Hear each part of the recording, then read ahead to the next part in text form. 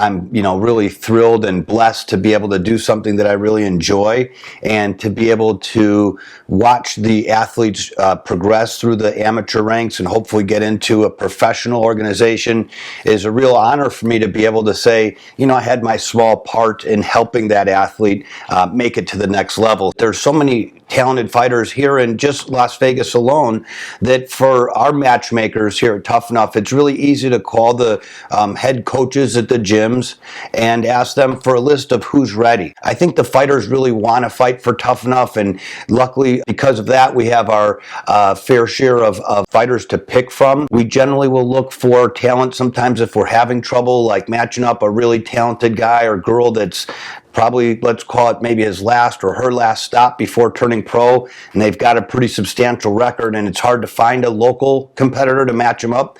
We'll generally reach out to other gyms like within the region, but we've had fighters come from all over the country. In fact, we've had fighters come from out of the country to fight for Tuff-N-Uff. Our next card is actually on Saturday, August 13th in Mesquite. It's called Mayhem in Mesquite IX, and we're real excited to go up to the Casablanca Hotel and Casino. I think there are a few super standouts, let's call them. A couple kids that I think you'll see in the UFC someday.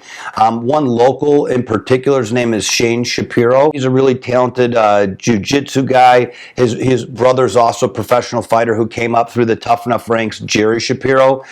They're trying to build themselves as like the baddest brothers in MMA. I would definitely keep an eye on Shane Shapiro. Definitely keep your eye on Brant Moore, who's fighting for the title against Shane Shapiro. Shane's 3-1.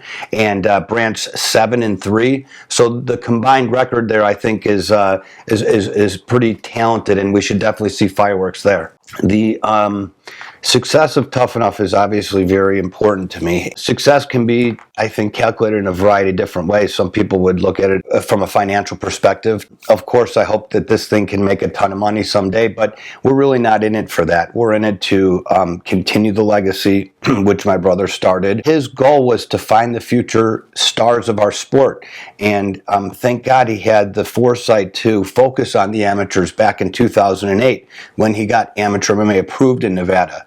So to me, it's a huge honor, and really the only thing that keeps me going, I think, is keeping his legacy going and furthering the future, the careers of these fighters.